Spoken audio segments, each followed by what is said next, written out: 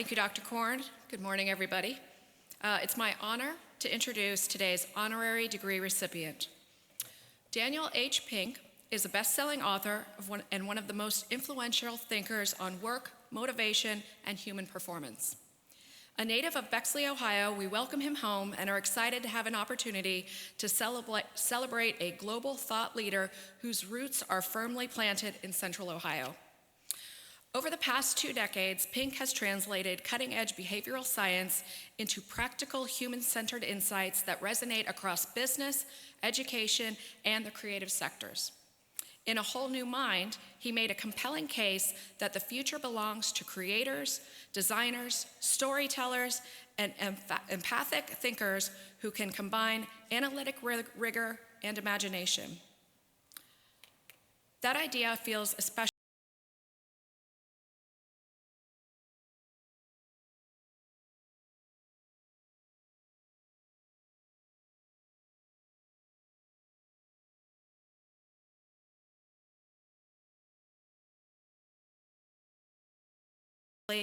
to tell stories and to approach problems with empathy is exactly what this moment in history demands.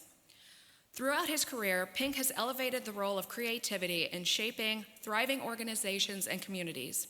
His work underscores that innovation is not just a luxury, but a necessity and that creative capacity, when nurtured, drives both economic vitality and human fulfillment.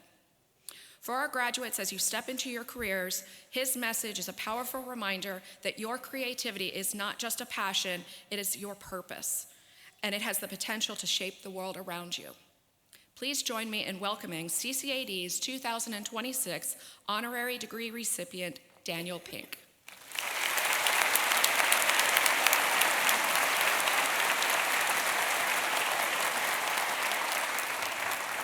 Thank you, Julie. And thank you, Daniel, for joining us today. Columbus College of Art and Design hereby confers upon Daniel Pink the honorary degree of Doctor of Fine Arts, with all the rights, privileges, and honors appertaining thereto, in recognition of his accomplishments and profound influence on the understandings of society, work, and creativity.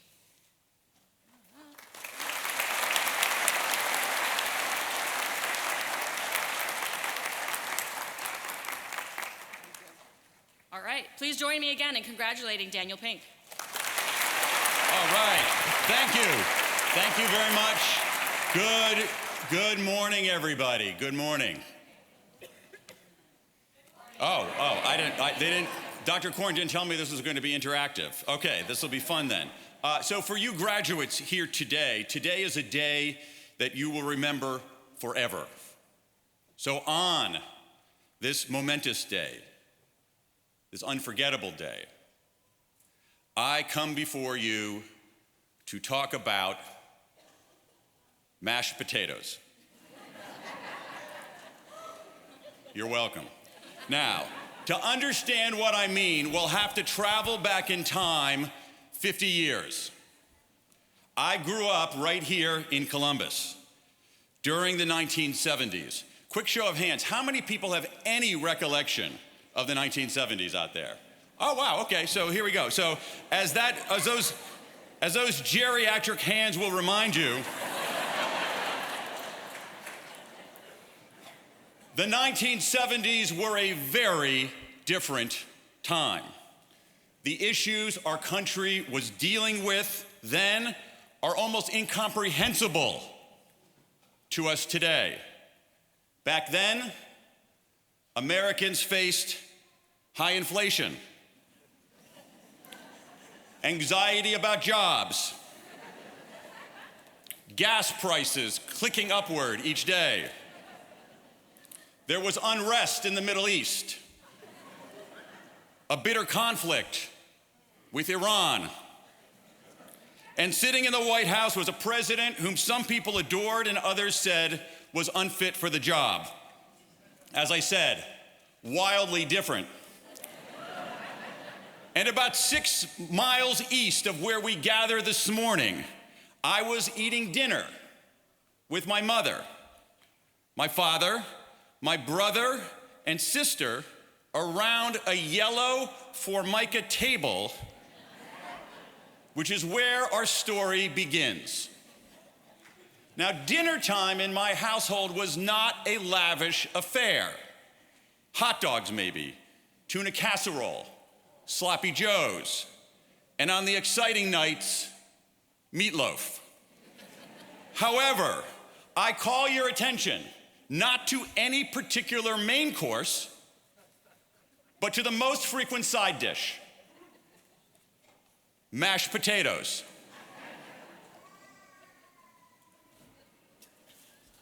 These mashed potatoes.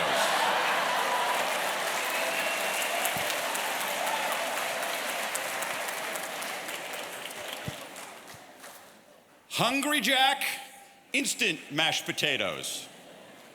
They still exist. I bought these at Walmart. And they are truly a triumph of American ingenuity. Here's how to make them. Boil some water. You add these flakes. Toss in some margarine, stir, and voila! Mashed potatoes. Now, one evening, when I was about 9 years old, I found myself not at that yellow Formica table, but at the home of an elderly relative. She was serving dinner. And onto my plate, she plopped a few scoops of mashed potatoes. And right there, right then, my life changed. Forever. These were the best mashed potatoes I'd ever eaten. Smooth, fluffy, creamy, substantial, savory, rib-sticking. They were glorious. I had to see the box from whence they came. So I slipped into the kitchen, and what I learned blew my mind. There was no box. My elderly relative had made the dish using some kind of prehistoric wizardry. She had bought potatoes, real potatoes. She boiled them, then she mashed them with a masher. She added butter, real butter, and cream, real cream, and salt, and she stirred it together. And at that moment, I discovered something about myself. I had taste. I don't mean I had taste buds. That is not what I mean. I mean I had taste, preferences, a point of view, an emerging sense that some things in the world were good and others were less good, and this distinction mattered. I tell you the story, graduates, because there's a lesson buried in those potatoes.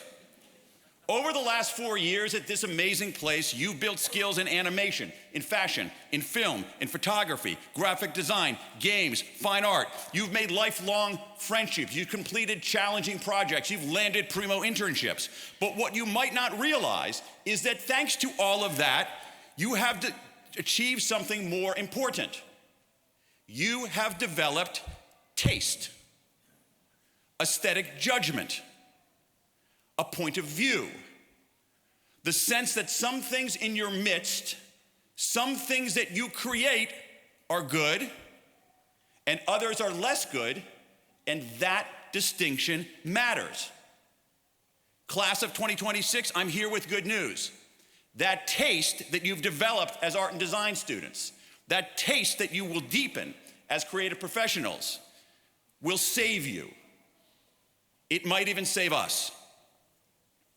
Now, as should be clear at this point in my remarks, the qualifications for being a college commencement speaker are basically non-existent. But there is one teensy requirement. Under a little-known federal law, Every commencement speech during the year 2026 is required to contain the phrase, "in an age of artificial intelligence." So let me comply. In an age of artificial intelligence, taste will be your killer app. Your taste will set you apart and get you ahead. Your taste will make you the best at what you do, and if you really work it, your taste could make you the only at what you do. Here's a dirty little secret they don't want you to know. At lesser institutions, like Ohio State or Harvard,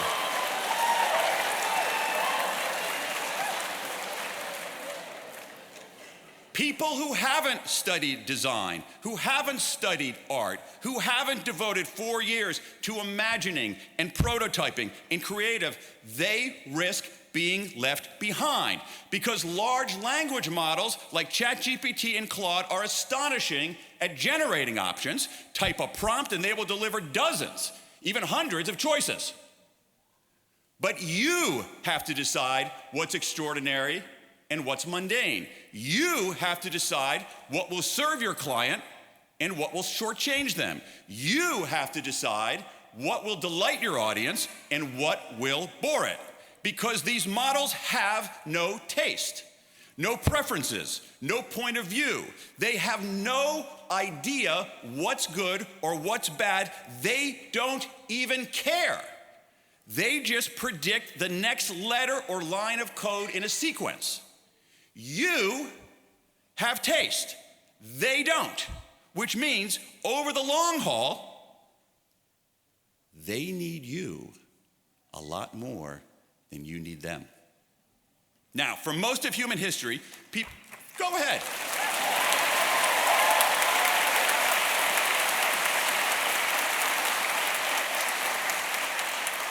For most of human history, people could often imagine something remarkable, but they lacked the tools and the technical know-how to make it real.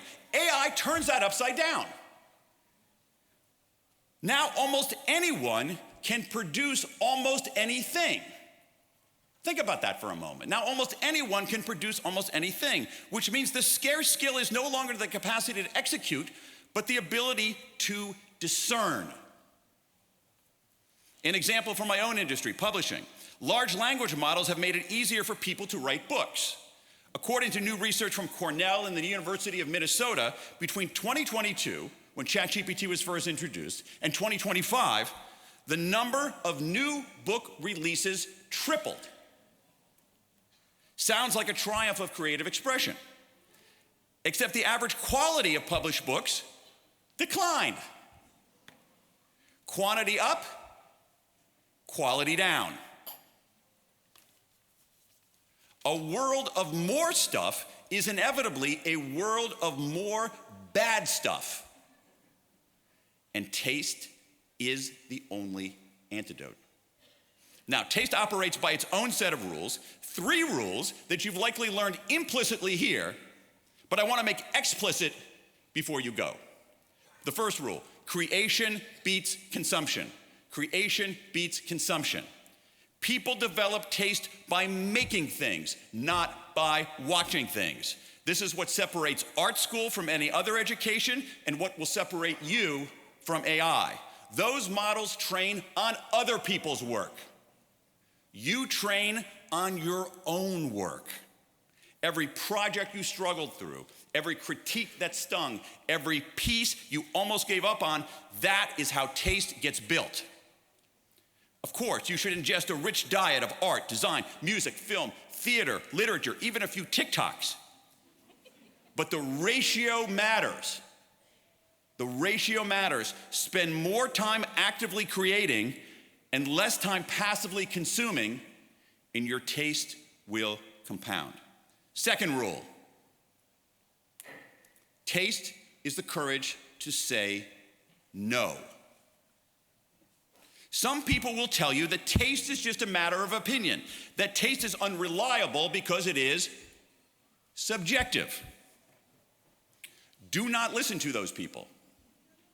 Yes, taste is subjective, but it is not arbitrary. Taste is a form of moral courage.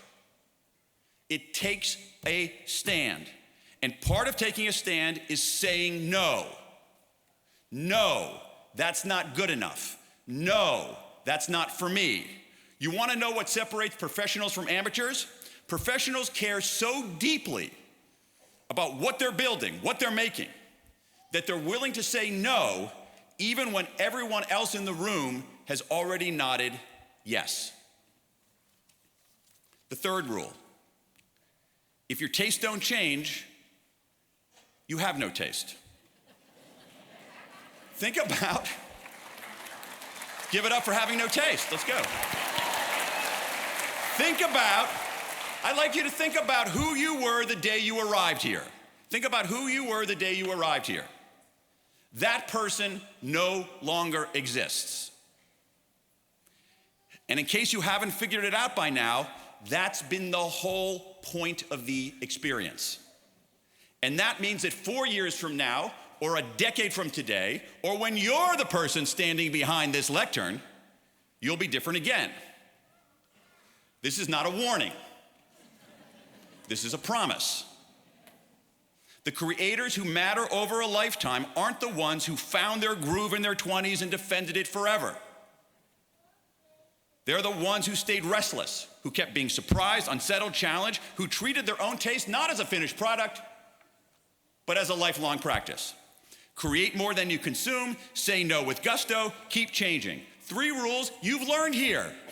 3 rules that will serve you when you leave here. But I've got a bonus. One final rule, which returns us to where I began. It's an insight that comes from modern society's most important repository of wisdom: Reddit.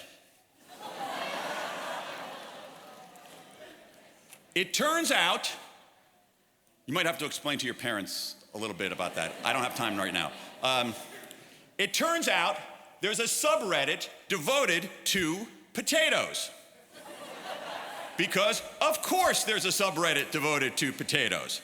And within that subreddit are conversations, actually ferocious debates, about the best way to prepare certain varieties of potatoes. And within those debates have arisen an especially contentious topic: Hungry Jack instant mashed potatoes. Many commentators are not fans, but a few folks are willing to defend this product. And one Reddit commenter offered this counsel, the following counsel, to those who shared his affection. It's just 7 words. Extremely wise. 7 words that double as advice for a creative life. 7 words that might be the only thing you remember from our time today. He told them, and I quote, "Forget the haters and enjoy the taters."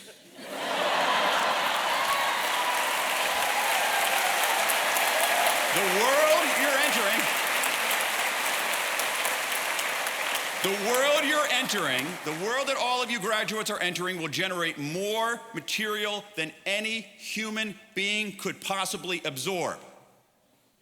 Infinite images, unlimited options, endless noise, which means the future belongs to people with the taste to know what is human, what is beautiful, what is true, what is worth making.